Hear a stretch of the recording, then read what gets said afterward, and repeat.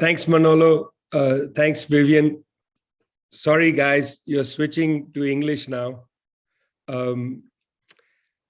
Make sure you click the interpretation globe below. So it's an honor to be with Pedro and with Rosa. And as a gift to Rosa, I wanted to share a quotation from John F. Kennedy from 1961. John F. Kennedy in 1961 said, "If only Marx had remained a foreign correspondent, history might have been different." If only Marx had remained a foreign correspondent, history might have been different. Well, that's John F. Kennedy making fun of those of us who are foreign correspondents, because he's saying we don't advance history at all, especially perhaps foreign correspondents who come from the left, but forget it, doesn't matter. I want to make 3 points in these 20 minutes. The first will be a little longer and maybe the third as well. The first point is that we are on the back foot as communicators from the left. The second point is that the left is silenced in the world. And the third point is essentially our media. So I'll go 1, 2, 3. Let's start with the first point. We are on the back foot. It's true that now US power is very fragile and is not able to execute many of its own plans, its agenda, and so on. It can't execute them militarily. It was recently had to withdraw from Afghanistan. Was not able to provoke a proper war against Russia. Militarily, it seems constrained. Politically, it's constrained. Many of its aims are not able to be fulfilled. Blocking the Nord Stream pipeline, for instance, vis-a-vis Russia and Germany. Economically, its aims cannot be advanced. It's having a tough time dealing with China's Belt and Road Initiative in many parts of the world. Argentina recently joined the Belt and Road, essentially turning its back once more on the International Monetary Fund, the IMF. But in communication, the West, with the United States in the lead, continues to dominate. These other emerging states, whether Russia or China, struggle to get their views across. This is even the case with Venezuela, with Cuba, and so on. In terms of the communication warfare, the imperialist bloc certainly has an advantage. They are not as fragile there as they are in the political field, in terms of the economy, in terms even of military power. They are very much in dominance when it comes to communication. They are in dominance when it comes to communication for 2 reasons. One is formal, the form of journalism today. The form of journalism, namely breaking news, short snippets of news, that itself advantages imperialism because it commodifies news and it makes the great processes of our time into discrete events. So you are paying attention to something that's taken out of its context. Breaking news. Today, Biden said this about Ukraine. Today, the German chancellor said this. You're focused on that. The event becomes important in a capitalist attitude towards news, the commodification of news. They make the event central. From a left perspective, it's not the event that's that important, but the process. We are interested in the processes. We are interested in the context. We take a long and medium view of what's happening. But the form of breaking news, 2.5 minutes for a segment, maybe 4 minutes maximum. The form of breaking news gives an advantage to the imperialist bloc. I'm not even talking about what they're saying, comrades. I'm first saying that formally, there is an advantage to the imperialist bloc because the breaking news idea prevents us from talking about a process. So if you go on to a mainstream news channel and they give you 30 seconds to put your view forward, they'll ask you, do you think it's a good idea that Russia assembles troops on the border? You have 30 seconds to answer that. You can't say, well, let's take the long view. Let's go back to the Baker-Shevardnadze agreement in 1990 about NATO coming beyond the German border on the east. There's no time to talk about the process. You're stuck in the event. And therefore, formally, the imperialists have an advantage because they don't want to talk about the process. They want to talk about the event. And that's the reason they want to do that is that they have already captured the imagination of people regarding something I'll come to in a minute. So first, there's a formal advantage. Then in terms of content, they have an enormous advantage. And that's that point about why they want us to only talk about events, not the process. In terms of content, they have an enormous advantage. They have a century or more perhaps, building on old stereotypes. They have more than a century of all kinds of cliches, stereotypes, and so on to mobilize. I'm spending a little time on the Russia question because it's really interesting. Russia is the aggressor. They don't have to actually explain that. They pull from old cultural ideas of the Slavic aggressor. These are very old ideas in Europe, in many parts of the world, and we are all fed these ideas. Putin is the aggressor. He'll always be the aggressor. Russian troops are on the Russian side of the border. US troops are in Romania, but it's the Russians who are the aggressor. The Chinese are being aggressive in the South China Sea. US ships, German ships, British ships are on the front lines right there at the marine border of China, but it's China that's the aggressor. So in terms of content, it's quite easy for them to dig into 100+ years of stereotypes. And they frame the story in such a way that you have to come in and say, wait a minute, why are they the aggressor? Once again, we can't stay inside the event. We have to talk about the process. So they have an advantage in form in terms of the way they talk about things, breaking news. Let's stay with the event. Let's not get deep at all. And then they have an advantage in terms of the content. Russia is the aggressor. Venezuela is being aggressive. Human rights violations in Venezuela. Nobody's going to talk about the Iraq war as a war of aggression, an illegal war. Massive human rights violations in Iraq. That's not going to be on the table.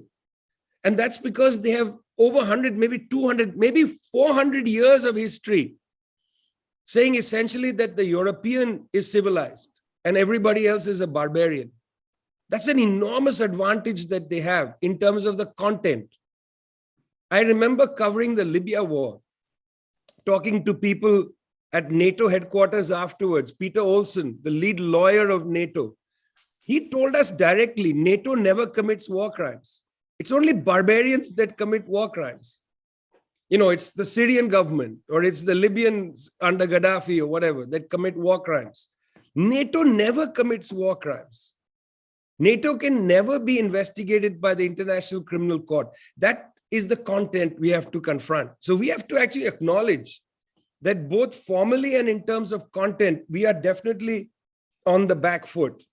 The German head of the Navy, Vice Admiral, gave a speech in Delhi 10 days ago where he said Vladimir Putin should earn respect. All he wants is respect. And he says respect is easy to give him. It's the German Vice Admiral. That day, he resigned his position because it's unacceptable for a German military officer to say Putin should be respected. Because in content terms, Putin must not be respected. He's a barbarian. So the German head of the Navy had to resign, I think on the 22nd of January, 2022. He just resigned. Why? Because he said that Putin deserves respect. He went outside the lines of what is permitted, because they are, after all, barbarians. So the first point, just to emphasize, is that we are on the back foot in terms of the form of international media now, and in terms of the content, because there is this accumulation, cultural, social, political accumulation of stories that goes against the story we want to tell. And right now, the media of governments like the Russians, the Iranians, the Chinese, not able to actually move an agenda. They struggle to move an agenda. They're not able to take the offensive at all, actually, not able to counter these things. And I think some of it is they haven't thought seriously enough even about the form of the media. So they replicate the form of bourgeois media with breaking news. And that doesn't allow them to actually go underneath the story that's being told about them. It's hard for them to tell their own story. That's the first point. Second point, the left is always silenced by this capitalist media. In India, this last 26th of November, 250 million Indian workers went on strike. Now, most of the media didn't even report that. 250 million Indian workers, that's more than the population of most countries in the world. Okay, I don't know what the total population of South America is, but I have a feeling it's greater than the total population of South America went on strike on the 26th of November. Those capitalist media that did report this merely said there's a strike. And then they did the classic thing that capitalist media does. They reported protest from the standpoint of the middle class. You see, for the middle class, the greatest problem is not lack of income or any of that. Middle class mentality globally is most angry about inconvenience. The middle class doesn't want to be caught in traffic jams. Middle class doesn't want to have a hard time getting their children in school. Middle class doesn't like it when there's inconvenience. That's a universal problem of middle class life. The elite don't suffer inconvenience. They have the resources to go beyond inconvenience. The working class often cannot even understand inconvenience because they may not have the idea that they should have it differently. But the middle class is characterized by hatred of inconvenience. So the media reports popular struggles from the standpoint of the middle class, saying, look, the trains are closed because of the strike. That's very inconvenient. There's a traffic jam because of protest. That's very inconvenient. That's the standard of reporting of the left. The left is reported as a force of great inconvenience to the middle class. If they ever talk to anybody from the left about why are you on strike, all they write is it's a strike about wages. It's a strike about working conditions. But they never give the worldview of the working class. There is never space for the worker leader to come in there and tell the story from the standpoint of the working class. That is just not acceptable. If anything, you'll have a worker leader come onto a show with 10 other people where everybody yells at them. I watched a few clips, those from Argentina, Juan Graboy on television. And I've seen people just pile on to him, in these bourgeois TV programs. That's the standard. In India, it's the absolute standard. You just bring somebody on and then just pile on to them. No time to elaborate the view. So our movement leaders don't get space at all in these forums because they don't actually reflect the viewpoint, the worldview of the middle class. They will not come in and say, yes, it's inconvenient, sorry about that. They say it's everyday inconvenient for workers. Workers' lives are inconvenient. We want to emancipate people from that inconvenience, but that cannot be heard. It doesn't make sense to the bourgeois channels, those journalists and so on. So that's the second point. There's a basic silencing. You can hear people talk, but you're not going to listen to their narrative. You won't listen to their story. So there's a universal silencing of the left in this media. Third, our media. You see, one of the things that I often talk about in the schools that we have is that we should never, as journalists, try to get into their media. We have to build our media. What does that mean? The first media that we have is our organizations. You know, this goes back to the early trade unions that were formed. The moment a trade union is formed, first thing the trade union does is create some kind of newsletter for the members. The newsletter circulates. Do our movements have good publications, and do we put them in the hands of the people in our movements? Are the people in our movements reading our material? Or are they reading the bourgeois material? I occasionally go on to social media just to see where are our comrades, what are they sharing? And I'll tell you, I talk about this all the time, comrades. Often our own comrades are sharing things from the bourgeois media, focused on what the bourgeois media is discussing. They are not axiomatically, automatically sharing our material. They go there and they post it to argue against it sometimes. But why are you bothering? Why aren't each member of our organizations a media of our own organization's media? That's the first thing I want to say, is we are our own media. The media isn't a television channel that sits somewhere else. The media is every worker, every member of a popular organization who gets something to look at, read, discuss in their cell or their group, and then goes out there and talks to other people. You know, we got to take a page out of the book of some of these religious organizations. After all, what does the word evangelical mean? It means bringing the good news.